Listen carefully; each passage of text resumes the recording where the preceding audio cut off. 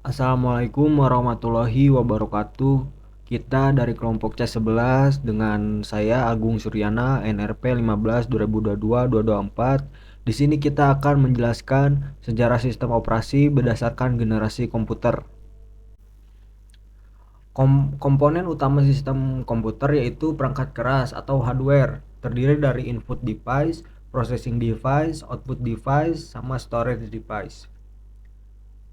Terus ada perangkat lunak seperti software yang terdiri dari sistem operasi, program aplikasi.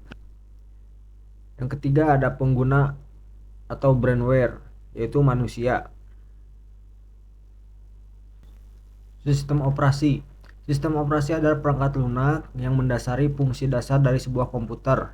Sistem operasi merupakan bagian penting dari sistem komputer. Untuk memahami sistem operasi, kita perlu mengetahui terlebih dahulu komponen utama dari suatu sistem komputer, yaitu hardware, perangkat keras, software, perangkat lunak, dan brainware, pengguna. Hardware adalah perangkat fisik komputer yang terlihat dan disentuh, seperti monitor, keyboard, dan prosesor. Software merupakan program yang dimengerti oleh hardware dan disesuaikan dengan tujuan dan fungsi komputer. Software dibagi menjadi program aplikasi dan sistem operasi. Program aplikasi seperti MS Word digunakan oleh pengguna untuk tugas khusus, sementara sistem operasi adalah program yang menghubungkan semua komponen sistem komputer. Brainware atau pengguna dapat berupa manusia atau program yang menggunakan dan mengoperasikan komputer. Meskipun biasanya merujuk pada manusia, software juga bisa bertindak sebagai brainware. Sejarah sistem operasi berdasarkan generasi komputer. Menurut Andrew S. Tannenbaum, sejarah sistem operasi terbagi menjadi 5 generasi, yaitu generasi pertama pada 1945 sampai 1955, yaitu tabulating system.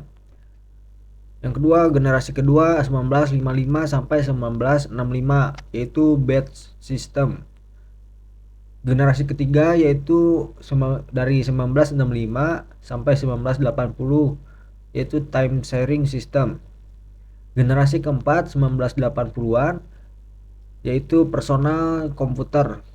Generasi kelima sekitar 1990-an sampai sekarang, yaitu distribute system. Selanjutnya akan dijelaskan oleh Rena Heriani. Generasi pertama dimulai dari tahun 1945 sampai dengan 1955. Generasi ini disebut dengan generasi tabulating system. Generasi pertama menandai awal perkembangan sistem komputasi elektronik sebagai pengganti sistem komputasi mekanik. Pada generasi ini belum terdapat sistem operasi, sehingga sistem komputer diberikan instruksi yang harus dijalankan secara langsung. Karakteristik utama dari komputer generasi pertama adalah ukurannya yang besar dan ketergantungannya pada daya listrik yang signifikan. Juga digunakan untuk kalkulasi dan tabulasi. Contoh komputer generasi pertama yaitu ENIAC dan UNIVAC 1. Generasi kedua dimulai dari tahun 1955 sampai dengan 1965.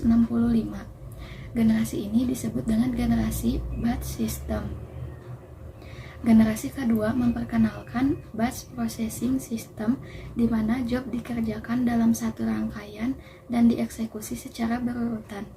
Pada era ini, sistem komputer belum sepenuhnya dilengkapi dengan sistem operasi. Namun sudah ada beberapa bagian dari fungsi sistem operasi seperti FMS dan IBSYS.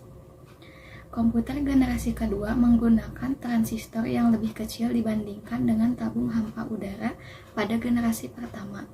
Generasi kedua juga sudah memiliki kemampuan proses real-time dan time sharing. Contoh komputer generasi kedua yaitu IBM 700 dan UNIVAC 2.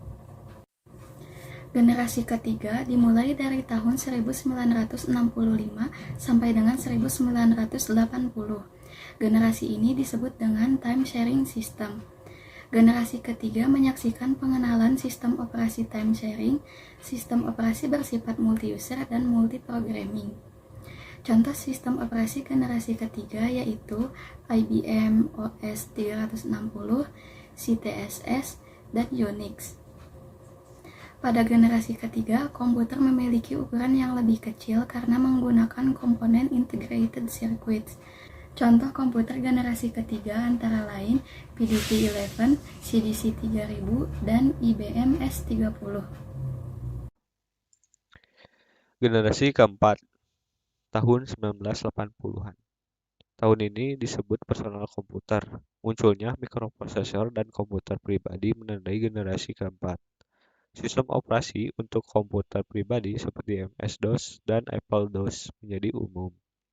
GUI (Graphical User Interface) juga memulai memperkenalkan dengan munculnya sistem operasi seperti Windows, Linux, dan MC-OS. Dan inilah generasi keempat di 1980-an. Generasi kelima 1980-an sampai sekarang, distribute system. Generasi kelima menyorot pergeseran menuju sistem operasi yang mendukung komputasi terdistribusi. Internet dan jaringan komputer mengubah paradigma menggunakan komputer dan sistem operasi seperti Linux yang bersifat open source mendapatkan popularitas. Konsep sistem operasi generasi kelima sering dikaitkan dengan pengembangan kecerdasan buatan atau sering dibilang artificial intelligence yang sangat canggih.